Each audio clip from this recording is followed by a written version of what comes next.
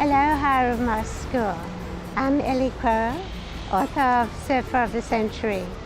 Thank you for choosing my book for your book day. I wish I could bring you all to Waikiki Beach. It's beautiful here, sunny, lovely. It's usually like that in Waikiki. I grew up in South Africa and came to Hawaii with my husband and kids 20 years ago.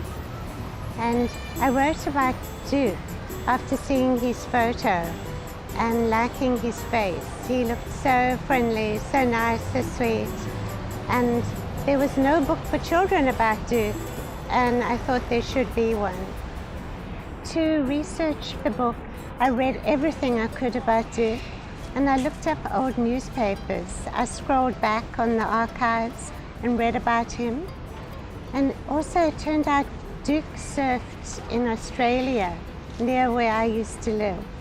And so we went back and we visited that beach and we saw the museum to Duke, and everybody still loved him there because he taught people how to surf. Duke was like amazed when he found out that no one in Australia was surfing, although they had really good waves. And he made a board and taught them how to surf. And I met Duke's sister. She was about 80 years old, but she was a very attractive, very energetic Hawaiian lady.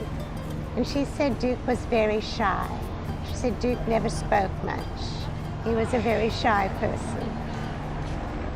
I started the book with a picture of Duke surfing this enormous wave called the Bluebird. This wave came after there was an earthquake in Japan, and Duke saw the ocean out there going higher and higher with big swells. And he thought, that's my wave and I'm going to surf it. And that wave, he said, was as big as a 5-story building.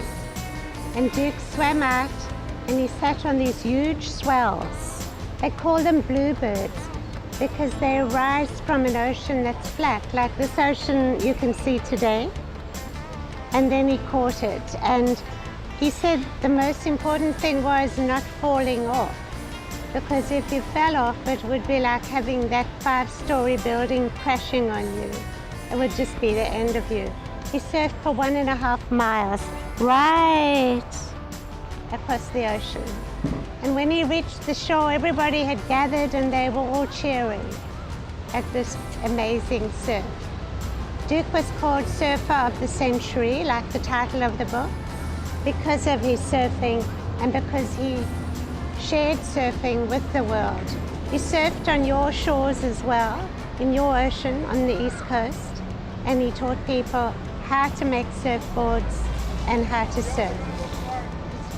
When I was writing the story about Duke, what you do when you write a book, it's no good if everything's going really well. Nobody would want to read a book like that.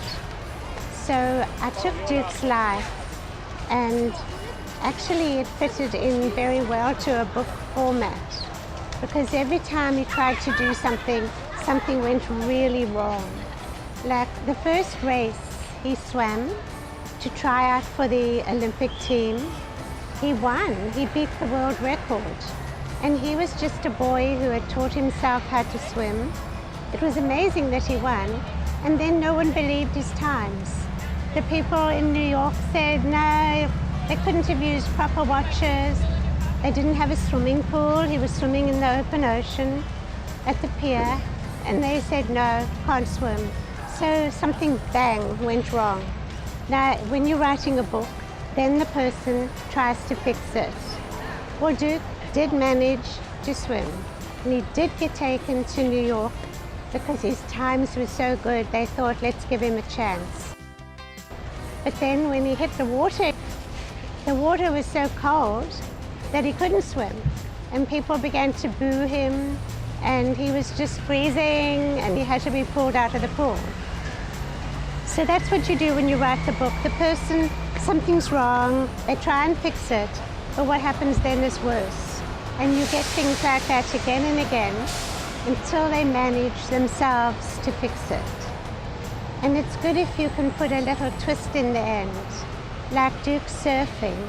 He took his board with him, but he didn't intend to be a famous surfer, but he loved surfing. So he would tell people how to surf. And in the end, it turned out his surfing really made him very famous because he shared surfing with the world. When I first started writing about Duke, I finished the book and I sent it to a publisher in Hawaii and I sent it to a publisher in New York. And the publisher in New York replied and said, I'm interested in the book, but I didn't hear from her again. And I was kind of a fairly new writer, and so I didn't want to be pushy. And I didn't contact her again, which was stupid, I should have. So the Hawaii publisher took the book and published the book. And 2 years later, I got a call from the New York publisher saying, we're very interested in your book, we'd like to publish it. And I'm like, oh no, the book's been published already. But then she said she would like a longer book. And she said, could I write about Duke's whole life, not just his specific races and a little bit of surfing. So that was a lot more work. And it's hard in a way to write about someone's whole life, because a lot of your life is pretty boring, that you don't know what to write about. It took about 6 months to write the first book. Then when they asked for another book, it took about another 6 months because I had to research again. And then the New York editor kept asking for different stuff. She wanted, I was not allowed to say anything that Duke hadn't actually said. So in the first book, I made up conversation, but I couldn't do that for the second book, because a real biography, you only say things that are printed. Like if he had a newspaper interview, then I could say that, but I had to quote the newspaper, give the dates. They were very strict, the New York editors. But she was right, because that book won a lot of awards. She was totally spot on. I do my writing at home, and I do it at the computer, and I write lots and lots of notes in a very messy way. And when I've finished that bit of information, I cross it out. So you can see there's books and books of notes. Some of them became books, and some of them never did become books. And I've written 17 books that have been published, and about 5 books that haven't been published that are still waiting to be improved on. I haven't sent them out yet. And when you're writing, I think a really important thing is not to think you're going to make a mistake. Just write. Just say to yourself, this is my first draft, and simply write.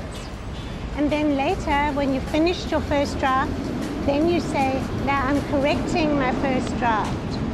That way you never say, I'm writing my book and get all nervous. Just write it as a draft. When I was young, I read a lot, and I still read a lot. I love reading. If I haven't got a book that I'm reading, I feel like there's something sort of wrong with my day. I like to be looking forward to going back to the story in that book. And at the moment I'm writing a thriller, and I love being in that book. All the people are just jumping around in my head, and I'm really enjoying writing it. So I think if you read a lot and you want to be a writer, you probably will be one. Just go for it and do it. And it's very rewarding. And it's great when people like your books. It's really nice when people come up and say, I really enjoyed your book. That's terrific. It's been great talking to you. If you have any questions, Miss Peters, your librarian, has my email, so just email me. And this is a Hawaiian shaka. So bye-bye and good luck, and have a really nice book day. Bye, Ramaz School. Surf. Ooh, wow. Surf. Everybody go surf. Ooh, wow. Surf. Everybody go surf.